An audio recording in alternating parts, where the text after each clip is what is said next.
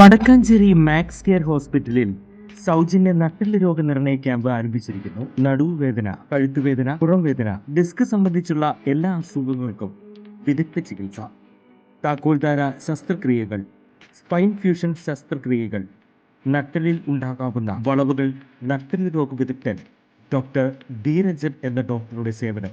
കൂടുതൽ വിവരങ്ങൾക്ക് 9188401016 max care hospital, Vadakkanchery. കേരളത്തിന്റെ എയിംസ് എന്ന ആവശ്യത്തിന് പാർലമെന്റ് സെഷൻ കഴിഞ്ഞാൽ തീരുമാനമാകുമെന്ന് കേരളത്തിന്റെ പ്രത്യേക പ്രതിനിധി KV തോമസ്. പാർലമെന്റ് സമ്മേളനത്തിന് ശേഷം കേന്ദ്ര സംഘം കേരളം സന്ദർശിക്കും. എയിംസിനായി സംസ്ഥാനം കണ്ടെത്തിയ സ്ഥലം കേന്ദ്ര സംഘം പരിശോധിക്കും.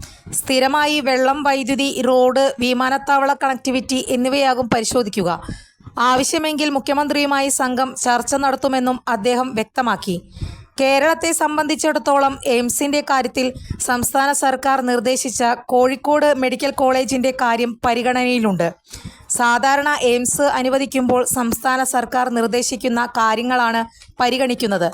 കേരളത്തിലും അങ്ങനെ തന്നെയാകും നടക്കുക.